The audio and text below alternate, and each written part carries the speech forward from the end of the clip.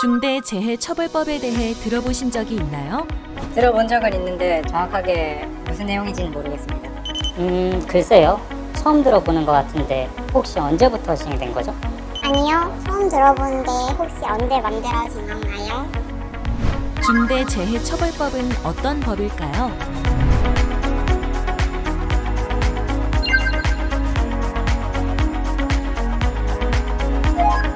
먼저 중대산업재해란 사망자가 1명 이상이거나 동일한 사고로 6개월 이상의 치료가 필요한 부상자가 2명 이상, 그리고 동일한 유해 요인으로 급성 중독 등과 같은 직업성 질병자가 1년 이내 3명 이상의 결과를 야기한 재해를 말합니다.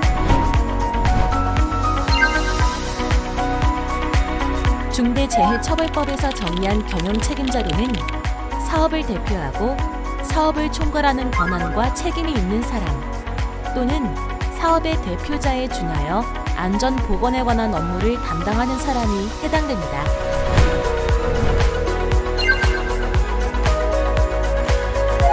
중대재해처벌법은 상시 근로자 5명 이상의 사업 또는 사업장의 개인 사업주 또는 경영 책임자에게 적용되며 2022년 1월 27일부터 순차적으로 시행됩니다.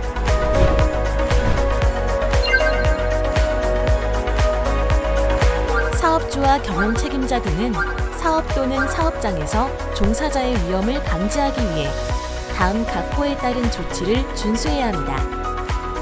안전보건 관리체계의 구축 및 그 이행에 관한 조치, 재해 발생 시 재발방지 대책의 수립 및 그 이행에 관한 조치, 중앙행정기관, 지방자치단체가 관계 법령에 따라 개선 시정 등을 명한 사항의 이행에 관한 조치, 그리고 안전보건 관계 법령에 따른 의무 이행에 필요한 관리상의 조치가 있습니다.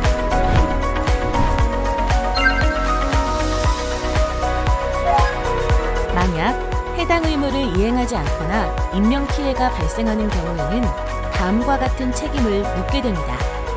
종사자가 사망에 이르게 된 경우 1년 이상의 징역 또는 10억 원 이하의 벌금을, 부상 또는 질병에 대해서는 7년 이하의 징역 또는 1억 원 이하의 벌금을 부과하도록 규정하고 있습니다.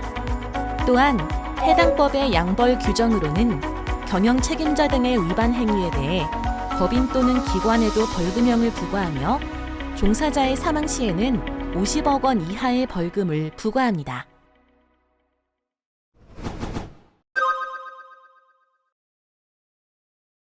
안녕하세요. 노알람 이덕준 의무사입니다. 안녕하세요. 최승희 의무사입니다. 최근에 우리 사회의 가장 핫한 이슈 중에 하나인데요. 중대재해처벌법의 시행령이 입법 예고가 되었습니다. 발표된 내용을 보니까 좀 추상적이고 애매하다라는 평이 좀 있어요. 대표님은 어떻게 생각하세요? 그런 것 같아요.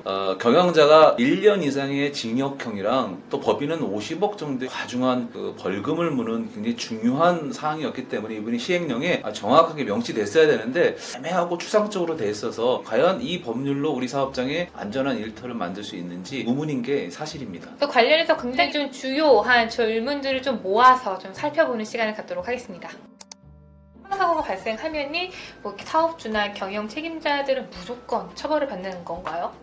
많은 분들이 그렇게 알고 계시는데요. 그러진 않습니다. 중대재해처벌법 4조와 9조에서는 사업주 또는 경영 책임자가 법에 있는 의무를 이행한 경우에 대해서는 형사 면책 규정을 두고 있기 때문에 무조건 형사처벌 받지는 않습니다. 그럼 형사 면책이라고 하면은 뭐 대표적으로 어떤 게 있을까요? 이번 시행령 입법 예고가 명확하지 않은 부분이 있지만 정리해 말씀드리면 이렇습니다. 법에서 정하고 있는 안전보건 관리 체계를 구축하는 것을 이행하고, 그 다음에 두 번째는 주기적으로 사업장에 잘 적용되도록 교육까지 시키는 부분들을 사업주의 의무로 이번에 명시를 했거든요. 이 두 가지 조치만 제대로 한다면 형사 면책이 됩니다.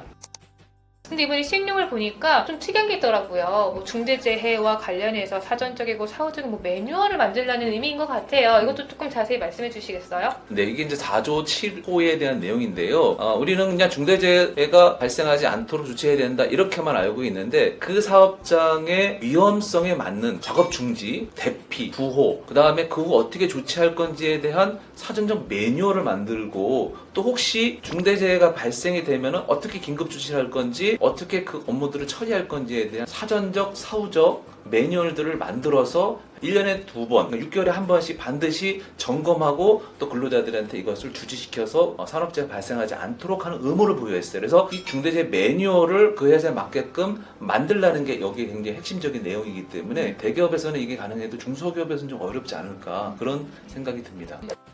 건설회사나 대기업 같은 경우에는 이제 사업부별로 안전 담당 임원들이 따로 있는 경우들이 있어요. 이런 경우에 이제 회사에서 안전사고, 사망사고가 발생했다라고 하면은 그 사업부를 대표하는 안전 담당 임원이 처벌을 받을까요? 아니면 그 임원들 중에 총괄을 책임을 맡고 있는 안전 담당 임원이 처벌을 받을까요? 경영 책임자 중에서 안전보건 담당 임원을 두는 경우가 굉장히 많이 있거든요. 근데 이제 회사 규모가 큰 경우는 사업부별, 위험 범위별로 나눠서 사업장 특성에 맞는 위험성 평가도 따로 하고 거기에 별도로 안전보건 담당 임원을 따로 두는 경우도 많거든요. 그러면 누가 형사처벌을 받을 것이냐 하는 부분은 딱 명시되어 있지는 않고요. 아마 조사 과정에서 이런 안전보건에 관련된 인력이나 예산에 관련된 권한도 가지고 있고 실제 그거에 대한 책임까지도 명확히 되어 있는 경우를 한다라면은 그 사업부서의 담당 안전보건 담당 이사가 형사처벌을 받는 게 맞습니다. 그래서 일정한 의무를 부과하고 있잖아요. 맞아요. 그렇다고 하면은 그러니까 하도급업체에서 중대재해가 발생한 경우에는 무조건 도급인도 처벌을 받는 걸까요? 꼭 그렇지는 않고요. 도급인과 수급인의 처벌 관계를 판단할 때 중요한 부분은 도급인이 직접 집에 운영 관리하고 있는 시설이나 장비 또는 장소에서 같이 작업을 할 때 이때 도급인의 의무를 부여하고 있거든요. 예를 들어서 수급인이 도급인이 운영하는 장소와 다른 데서 지역에서 만약에 어떤 일을 하다 사고 났다. 이건 전혀 관계가 없어요. 그런데 그렇지 않은 경우 실질적인 지배 관리하는 경우에서 작업하는 종사자들의 안전보건관리 체계에 대한 부분을 수급인이 이행할 수 있도록 예산이나 인력을 지원하는 부분 이게 충분히 됐고 두 번째는 수급인이 충분히 그 업무를 수행할 수 있는 기간을 보장해 주는 거 그 기간을 충분히 이행할 수 있도록 줬음에도 불구하고 수급인 사업장에 사망하고 났다 이거에 대해서는 형사처벌을 받지 않습니다. 중대재해처벌법에 대해 이해하셨나요? 앞으로 우리는 어떤 노력을 해야 할까요? 네, 이제야 중대재해처벌법에 대해서 알게 된 것 같습니다. 중대재해처벌법의 취지와 의미를 되새기며 저의 한 가지 행동이 큰 영향력이 있다는 책임감과 사명감을 가지고 현장 근로자의 안전, 보건을 지켜나갈 수 있는 관리 감독자가 되도록 하겠습니다. 다양한 안전보건협의체를 통해 우리 본부와 협력사 간의 긴밀한 소통을 추구하고 안전보건 활동에 관한 근로자 의견을 수렴하고 개선함으로써 모든 근로자가 자발적으로 참여할 수 있는 울산 본부 안전문화 정착에 저 먼저 앞장서겠습니다. 현장 최일선의 협력사 근로자부터 우리 동서 직원까지 현장의 안전을 먼저 확보한 후 업무를 진행하는 안전 최우선 마인드를 실천함으로써 중대산업재해가 발생하지 않도록 저 먼저 앞장서겠습니다. 지속적인 현장 점검을 실시하여 현장에 잠재되어 있는 유해 요인을 발굴하고 개선함으로써 설비의 안전성을 도모하고 근로자의 안전하고 쾌적한 작업 환경을 조성하도록 저 먼저 앞장서도록 하겠습니다.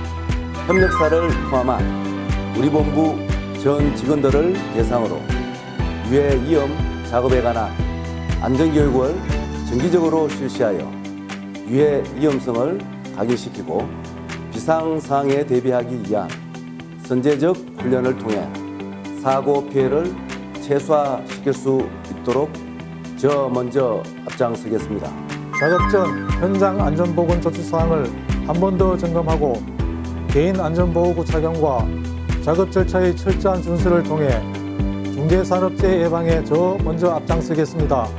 안전에는 어떠한 상황에서도 절대 타협이 없다는 안전의 최우선 가치와 경영을 통해서 법에서 요구하는 수준보다도 더 강한 안전 조치를 통해서 모든 근로자가 안심하게 일할 수 있는 사람 중심의 안전한 사업장이 구현되도록 저 먼저 앞장서겠습니다. 더 안심하고 더 안전하게 일할 수 있는 일터를 만들겠습니다.